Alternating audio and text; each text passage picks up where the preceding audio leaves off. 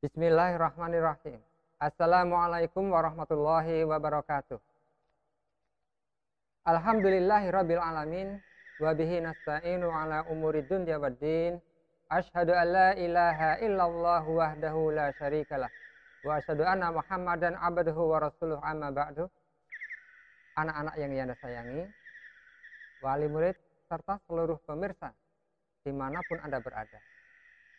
Alhamdulillah, pada kesempatan kali ini, marilah kita panjatkan puji syukur kepada Allah atas curahan nikmat yang luar biasa diberikan kepada kita.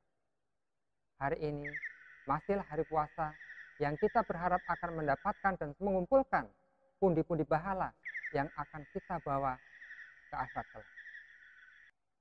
Kali ini kita akan membahas topik tentang khusyuk. Khusyuk dalam ibadah. Orang-orang mungkin berpikir, dan kebanyakan kita berpikir bahwasanya khusyuk itu adalah konsentrasi. Khusyuk adalah fokus. Sebagian makna dari khusyuk ada di dalam itu. Khusyuk secara bahasa bisa berarti satu ketundukan. Sifat menyerah. Pasrah. Sifat takzim. Ada makna-makna itu di dalam kata-kata khusyuk. Nah, ini kita terapkan dalam ibadah. Maka apa jadinya ketika kita sambungkan kata khusyuk dalam ibadah? Khusyuk dalam ibadah artinya akan menjadi jelas bahwasanya ketundukan kita, kepasrahan kita, takzim kita, tawaduk kita hanya ditujukan kepada Allah. Tentu saja, karena ibadah di sini adalah ibadah kepada Allah dalam konteks kita sebagai orang yang beriman. Khusyuk memiliki makna konsentrasi, memiliki makna fokus, tetapi khusyuk bisa juga digambarkan. Khusyuk adalah bagaimana ketika kalian senantiasa setiap saat, ketika kalian belajar, ketika kalian makan, ketika kalian belanja, di pikiran selalu mengharapkan kapan aku bisa pegang HP bunda, kapan aku bisa pegang HP papa. Dan ketika kalian sudah pegang HP, maka khusyuk itulah berjalan dengan luar biasa. Bahkan ketika anak sedang memegang HP, bermain game di situ, maka seolah-olah pendengaran ini menjadi tertutup untuk yang lain. Khusyuk juga mungkin bisa didapatkan dalam kasus di mana ketika seseorang menghadapi kematian. Karena pada saat orang itu mau meninggal, akan diperlihatkan semuanya kepada orang itu sehingga tidak menjadi bermanfaat apapun di luar apa yang dihadapinya itu. Tetapi baiklah kita lihat tanda-tanda, ciri-ciri yang bisa kita ambil dari Al-Quran. Bagaimana Allah menyebutkan orang-orang yang khusyuk di sana. Ulangi.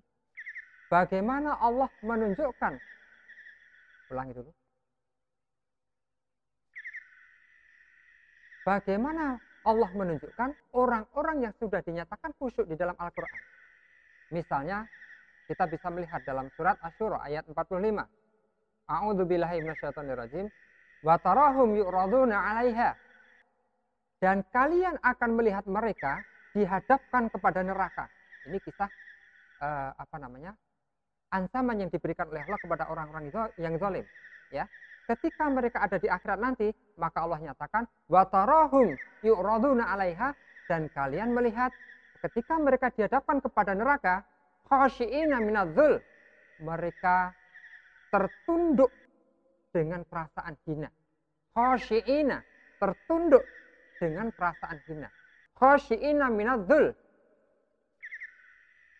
yanzuruna min tarfin khafi, mereka melihat dengan pandangan yang lemas, pandangan yang terhina tadi. Ketika seseorang dihadapkan pada neraka dan tidak punya jalan lain, tidak punya bayangan lain kecuali hanya itu, maka dinyatakan oleh Allah khasyiina minadzul. Fokus mereka ada pada akhirat. Konsentrasi mereka, perhatian mereka, semuanya hanya tertuju di situ. Nah, ini salah satu ciri bagaimana Allah menempatkan perbuatan amalan yang namanya khusyuk bagi seorang yang divonis zalim. Yang kedua, kisah ketika Nabi Zakaria bermohon kepada Allah ketika belum dipunyai karunia seorang anak. Maka beliau bermohon kepada anak agar diberikan keturunan. Ya, maka potongan ayat dalam surat Al-Anbiya ayat 90, innahum kanu yusari'una fil khairat wa yad'unana raghaban wa rahaba wa kanu lana khashi'in. Dinyatakan oleh Allah bahwasanya Nabi Zakaria dan istrinya ya dan keluarganya, mereka itu adalah orang-orang yang bersegera melaksanakan perbuatan baik, bersegera mewujudkan niat baiknya itu. Dan mereka berdoa kepada Allah dengan perasaan harap-harap cemas. Perhatikan ciri kedua tentang orang-orang yang khusyuk. Apa itu? Satu, orang itu memang fokus pada kebaikan. Sehingga ketika dia mendengar, sehingga ketika dia sudah berniat akan melakukan kebaikan, maka segera itu diwujudkan. Yusari'una fil khairat. Dan ketika mereka yang seperti itu berdoa kepada Allah, mereka berdoanya itu dengan penuh harap, tapi juga takut. Penuh harap, luar biasa harapannya. Ya, seperti ketika kalian dijanjikan oleh ayah kalian, dijanjikan oleh nenek kalian. Hei nak, kalau nanti kamu bisa ranking 1, kalau kamu bisa mendapatkan nilai terbaik di kota ini, maka akan nenek belikan sepeda Brompton. Misalnya seperti itu. Ada harapan, yakin karena neneknya tidak pernah bohong. Neneknya selama ini adalah salah satu orang yang mencintai kalian, maka kalian sangat punya harapan, sangat yakin akan ada. Tapi kalian juga cemas. Cemas kenapa? Kalau aku tidak bisa memenuhi syarat itu, maka tidak jadi aku dibelikan itu. Nah, maka Nabi Zakaria bermohon kepada Allah, berdoanya dengan harap-harap cemas. Ini yang disebutkan oleh Allah dalam surat Al-Anbiya itu, wa kanu lana khashi'in. Dan mereka itulah ya orang-orang yang terhadap kami Allah, orang-orang yang khusyuk. Kemudian contoh perbuatan yang menunjukkan perilaku khusyuk adalah yang tersebut dalam surat Al-Isra ya. Wa yaquluna subhana rabbina in kana wa'du rabbina la maf'ula. Dan mereka orang-orang terdahulu yang mendapatkan kitab Allah, yang diberi kitab itu, mengucapkan maha suci Rabb kami. Subhana rabbina in kana wa'du rabbina, sesungguhnya janji Tuhanku, sesungguhnya janji Rabb kami pasti akan terlaksana. Perhatikan, itu baru pembukaannya untuk menyambungkan dengan ayat berikut yang menunjukkan bagaimana perilaku orang-orang yang khusyuk.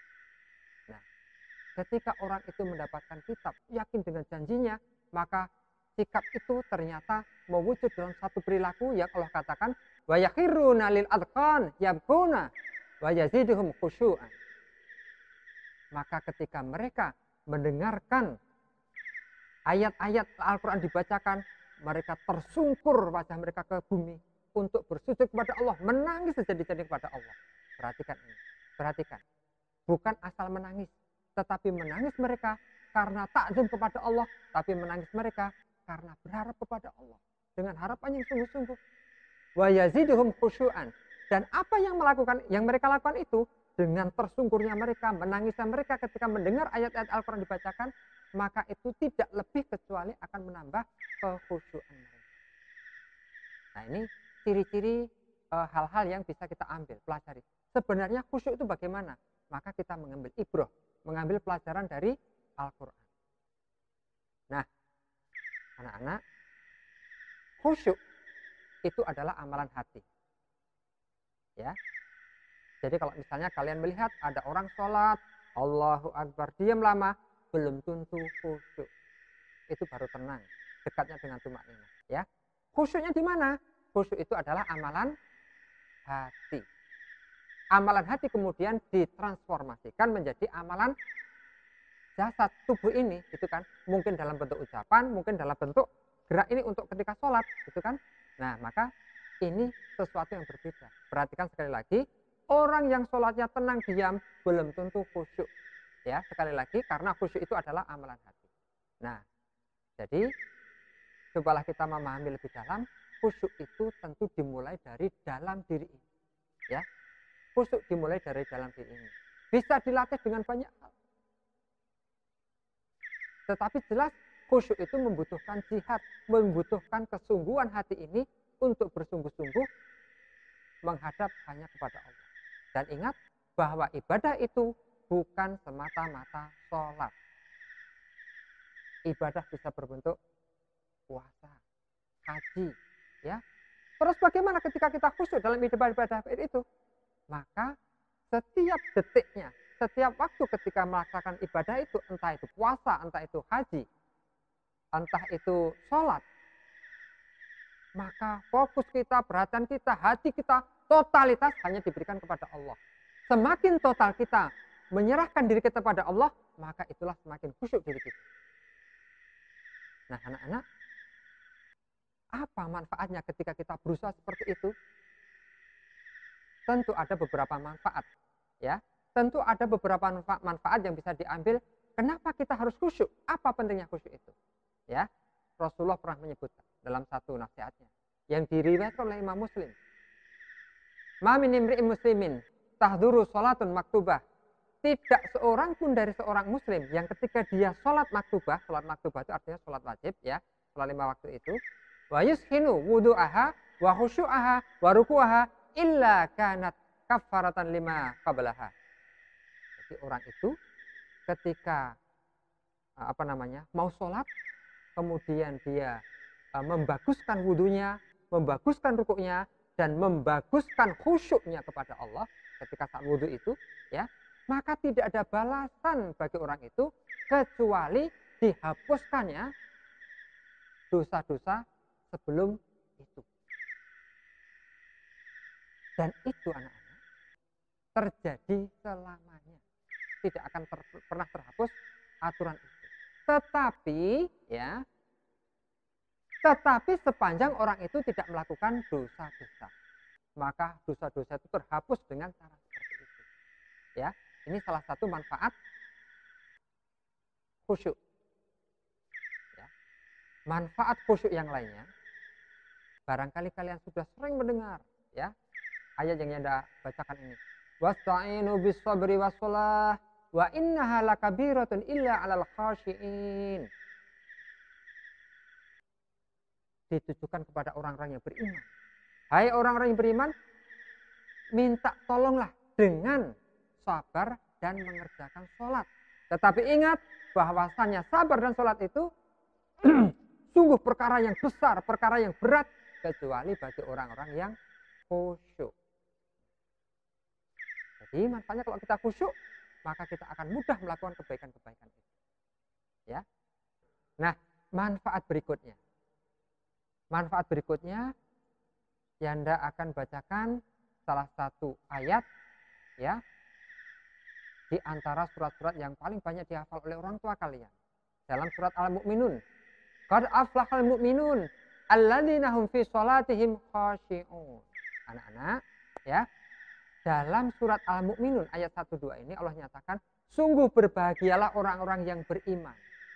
Nah, kalau kalian mengaku diri kalian beriman, maka ikuti ayat ini. Sungguh berbahagia orang-orang yang beriman. Siapakah orang yang beriman itu? Alladzina hum fi sholatihim khashi'un, yaitu orang-orang yang senantiasa khusyuk di dalam sholat. Dan ingat, yang dapat tidak akan bacakan seluruh rangkaian ayat ini, ada 1-11 ayat dalam surat Al-Mu'min ini, dinyatakan bahwa ciri-ciri orang ini, merekalah yang nanti akan berhak menghuni surga Firdaus, surga level 100, surga tertinggi. Ya, ini hanya salah satu syaratnya. Di bawahnya ada lagi dari ayat itu, ya. Tapi Yanda hanya menunjukkan bahwa khusyuk itu menjadi salah satu syarat untuk kita dapat meraih surga Firdaus. Qad aflahal mu'minun alladzina hum fi sholatihim khashi'un. Ingat ya, Yanda ulangi, khusyuk sekali lagi tidak semata-mata konsentrasi. Khusyuk sekali lagi tidak semata-mata fokus. Ya, khusyuk ketika kita beribadah, contoh pada saat sholat, ketika kita sudah berdiri, ketika kita sudah takbiratul ihram, Allahu Akbar, maka pada saat itu hati ini, ya, bukan tubuh ini dulu, tapi hati ini. Hati ini melepaskan diri dari semua ikatan. Ketika mau berangkat sholat masih teringat, oh game saya belum selesai. Ketika mau berangkat, oh pekerjaan saya belum selesai. Ketika mau berangkat sholat, sudah mau mendekati masjid, masih teringat, oh pekerjaan saya, janji saya, keuntungan saya, semuanya dihilangkan. Supaya apa? Supaya kita bisa menjadi khusyuk. Total hanya kepada Allah. Mudah ini? Tentu ini bukan pekerjaan yang mudah, ya. Amal batin seperti ini, amal hati seperti ini, tentu bukanlah pekerjaan yang mudah. Tetapi ini sesuatu yang harus kita kejar, ya. Tetapi ini harus kita kejar. Bahkan para sahabat utama pun kadang-kadang juga masih begitu, ya. Nah, ada satu kisah dari sahabat Umar bin Khattab untuk menunjukkan seberapa kuat pengaruh khusyuk itu kepada diri seseorang. Ketika pada masa akhir pemerintahan sahabat Umar bin Khattab, ya, masa-masa akhir pemerintahan beliau dibunuh oleh seorang munafik. Ya, dibunuh oleh seorang munafik namanya Abu Lu'lu'ah. Pada saat beliau menjadi imam pada sholat subuh. Munafik itu masuk, membawa belati yang sudah diberi racun, kemudian ditikamkan kepada sahabat Umar bin Khattab. Jatuhlah sahabat Umar, tersungkur. Kemudian heboh waktu itu. Ya. Singkat cerita, intinya adalah ketika beliau ingin dicabut itu, dia butuh khusyuk melakukan sholat. Ketika benar-benar khusyuk kepada Allah, maka cabutlah senjata. Dan ini pernah terjadi pada salafus sholeh. Selain masa sahabat, Imam Syafi'i, ya, salah satu 4 imam mazhab, suatu ketika pernah sholat, pahanya kejatuhan kalajengking, disengatlah beliau. Beliau selesaikan sholatnya. Apakah merasa sakit? Sakit tentu, tetapi sakit itu menjadi tidak terasakan, menjadi sangat terkurangi karena khusyuk beliau kepada Allah. Ya, jadi itulah khusyuk. Artinya khusyuk, maknanya khusyuk. Dan kalau kita tidak bisa khusyuk, maka kita pun juga akan terancam minimal terkurangi pahala kita, dan risikonya adalah kita akan kehilangan pahala.